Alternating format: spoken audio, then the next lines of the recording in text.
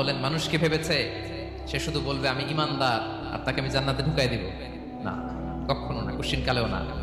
বরং পূর্ববর্তীকালে যারা পৃথিবীতে এসেছিল তাদেরকে আমি পরীক্ষা নিয়েছি, পরীক্ষা করেছি, এবং তাকেও ইমানের প্রশ্নে সে সত্যবাদী না মিথ্যাবাদী পরীক্ষা দিয়ে দিয়ে নিজেকে প্রমাণ করতে হবে। ঠিক কিনা বলেন? পরীক্ষা দিয়ে আপনাকে প্রমাণ করতে হবে। সুবহানাল্লাহ। এবং এই পরীক্ষার ব্যাপারটা এটা যে শুধু আমরা সাধারণ মানুষ আমাদের জীবনে দুঃখ বিপদ পরীক্ষা এমনটা না। এই পৃথিবীর সবচেয়ে শ্রেষ্ঠ মানুষ যারা ছিলেন তাদেরকে আল্লাহ পরীক্ষা নিয়েছেন। বলেন তো এই পৃথিবীতে সবচাইতে শ্রেষ্ঠতম মানুষ কারা? সবচাইতে শ্রেষ্ঠ ভালো মানুষ কারা ছিল পৃথিবীতে? বলেন তো। নবীরা। আওয়াজ করে বলেন তো কারা? তো বলেন তো নবীদের জীবনে পরীক্ষা ছিল কি ছিল না? হ্যাঁ ছিল। বেশি না কম? বিষ্ণু ইসলামকে জিজ্ঞাসা করা হলো, আইয়ুন নাসি আশাদ্দু বালাআন ইয়া রাসূলুল্লাহ, হে আল্লাহর রাসূল এই পৃথিবীতে কাদের জীবনে পরীক্ষা বেশি?